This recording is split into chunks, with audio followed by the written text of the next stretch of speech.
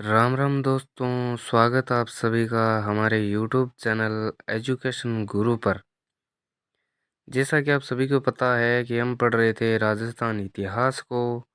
और राजस्थान इतिहास में हमने हमारी जो पिछली कक्षा थी उसमें चौहान वंश की उत्पत्ति और उसके विभिन्न जितने भी शासक थे उनके बारे में, विभिन्न युद्धों के बारे में और जितने भी महत्वपूर्ण क्वेश्चन थे उनके बारे में हमने पढ़ लिया था।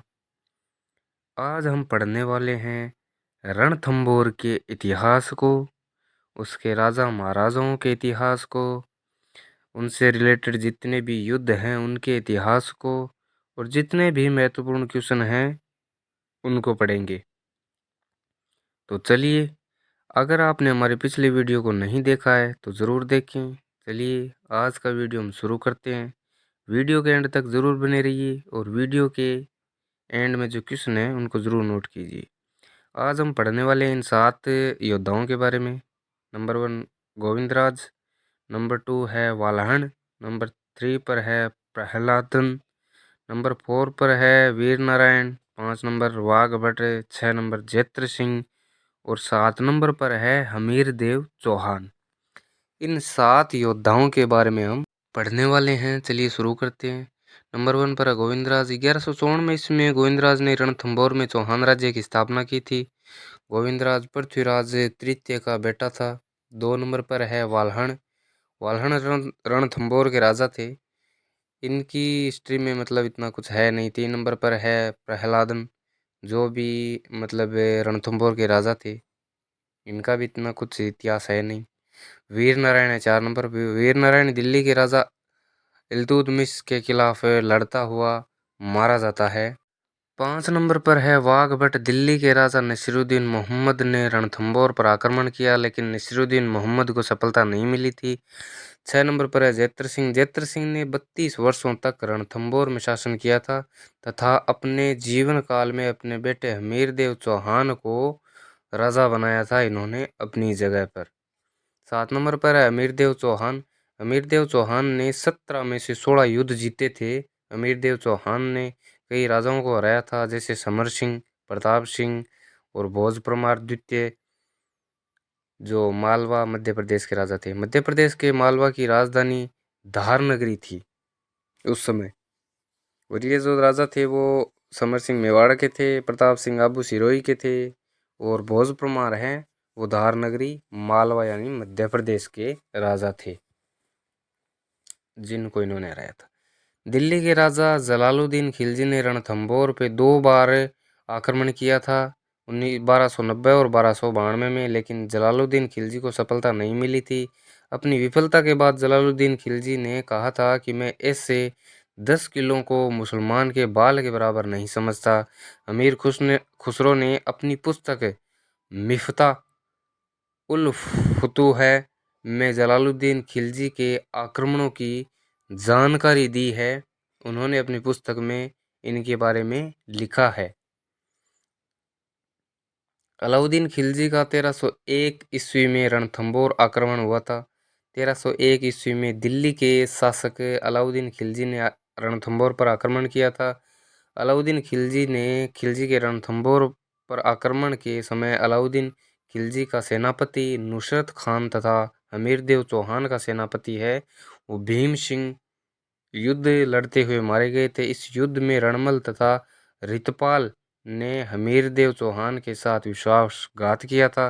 1301 ईस्वी में रणथंभौर में साका किया गया था और ये राजस्थान का पहला साका था जो 1301 ईस्वी में किया गया था, वो भी रणथंभौर में इस युद्ध के दौरान। चलिए अब आगे बढ़ते हैं। हमीरदेव चौहान की रानी रंग देवी के नेतृत्व में जौहर किया गया तथा हमीरदेव चौहान के नेतृत्व में केसरिया किया गया था। अमीर खुसरो ने इस जौहर की जानकारी अपनी पुस्तक खजाइन उल फुतूह तारीख ए अलाई में दी थी। खजाइन उल फुतूह में जौहर की दी गई जानकारी फारसी भाषा में जौहर की पहली जानकारी मानी जाती है जो इस पुस्तक में रचित है। फारसी भाषा में ये अंकित की गई है। अलाउद्दीन खिलजी ने रणथंभौर पर अधिकार कर लिया था तथा रणथंभौर अपने सेनापति उलुग खान को सौंप दिया था। अलाउद्दीन खिलजी के द्वारा रणथंभौर जीतने के बाद अमीर खुसरो ने कहा था कि आज कुर्फ का घर इस्लाम का घर हो गया है। ये लाइन उन्होंने कही थी जब उनके हाथ से ये निकल चुका था। अलाउद्दीन खिलजी के रणथंभौर पर आक्रमण करने के कारण क्या क्या थे? पहला था, दिल्ली का शासक अलाउद्दीन खिलजी अपने साम्राज्य का विस्तार करना चाहता था। दूसरा था, रणथंभौर का किला दिल्ली से गुजरात तथा मालवा के व्यापारिक मार्ग पर स्थित था। तीसरा था, रणथंभौर का किला अपने सामरिक महत्व के लिए बहुत प्रसिद्ध था। चौथा था, अलाउद्दीन खिलजी अपने चाचा जलालुद्दीन खिलजी की विफलता का बदला लेना चाहते थे, इसीलिए उन्होंने रणथंभौर पर आक्रमण किया था। अलाउद्दीन खिलजी के रणथंभौर पर आक्रमण करने के तात्विक कारण क्या थे? पहला था, अमीरदेव चौहान ने अलाउद्दीन खिलजी के विद्रोहियों मोहम्मद शाह तथा के हब्रू को शरण दी थी। अलाउद्दीन खिलजी के रणथंभौर पर आक्रमण करने के समय अमीरदेव चौहान के सेनापति थे, वो दो थे, भीम सिंह और धर्म सिंह। अलाउद्दीन खिलजी के रणथंभौर पर आक्रमण करने के समय अलाउद्दीन खिलजी के सेनापति कौन थे? तीन थे, नुसरत खान, अलूग खान और अलप खान, ये तीन थे। अमीर खुसरो की पुस्तकें हैं, वो अमीर खुसरो की पुस्तक का नाम है खजाइन उल फुतूह है। खजाइन उल फुतूह को तारीख ए अलाई भी कहा जाता है। खजाइन उल फुतूह को तारीख ए अलाई भी कहा जाता है। अब है देवलदे। देवलदे अमीर देव चौहान की पुत्री थी। राजकुमारी देवलदे ने पद तालाब में कूदकर आत्महत्या की थी। अमीर देव चौहान की सांस्कृतिक उपलब्धियां हैं। अमीर देव चौहान ने श्रृंगार हार नामक पुस्तक लिखी थी। अमीरदेव चौहान ने अपने पिता जैत्र सिंह के 32 वर्षीय शासनकाल की याद में रणथंभौर में 32 खंभों की छतरी का निर्माण करवाया था। अमीरदेव चौहान ने कोटि यज्ञ का आयोजन किया था। अमीरदेव चौहान ने कोटि यज्ञ के पुरोहित का नाम विश्वरूप था। अमीरदेव चौहान के दरबारी विद्वान थे वो राघवदेव और बीजादित्य थे। राघवदेव अमीरदेव चौहान का गुरु था। अमीरदेव चौहान का मूल्यांकन। अमीरदेव चौहान पर कर यानी टैक्स बढ़ाने का हट के लिए युद्ध करने का आरोप लगाया जाता था, लेकिन अमीरदेव चौहान ने इन आरोपों से मुक्त किया जा सकता है। टैक्स यानी युद्ध के समय बढ़ाए गए थे क्योंकि युद्ध के समय अधिक धन की आवश्यकता थी तथा ऐसा सभी राजाओं के द्वारा किया जाता था तथा अमीरदेव चौहान ने इससे पहले कभी भी ये नहीं किया था। शरणागत की रक्षा करना उस समय भी भारतीय संस्कृति का आदर्श तथा अमीरदेव चौहान भी अपने इसी आदर्श का पालन कर रहा था। अमीरदेव चौहान की बहादुरी तथा शरणागत की रक्षा के लिए सब कुछ न्यौछावर करने की भावना न केवल अविस्मरणीय है बल्कि अमीरदेव चौहान को प्रथम पंक्ति में खड़ा कर देती है। अमीरदेव चौहान के बारे में ठीक ही कहा जाता है कि सिंह है गमन सतपुरुष वचन कदली फले एक बार तिरिया तेल हमीर हट चढ़े न दूजी बार। उनके बारे में कही गई ये जो दो आखिरी की लाइन है ये उनके व्यक्तित्व को और उनके इतिहास को और भी गौरवान्वित करती है और उनके व्यक्तित्व के बारे में हमें बताती है। चलिए अब बढ़ते हैं इनके जितने भी महत्वपूर्ण क्वेश्चन हैं उनको, और चलिए जानते हैं इनकी जितनी भी रचनाएं हैं, आगे थ्योरी में जितने प्रश्न आए हुए हैं उन सभी को यहाँ पर नोट किया गया है।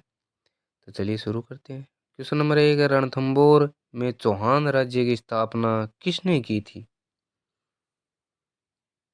तो वो की थी गोविंदराज ने रणथंभौर में।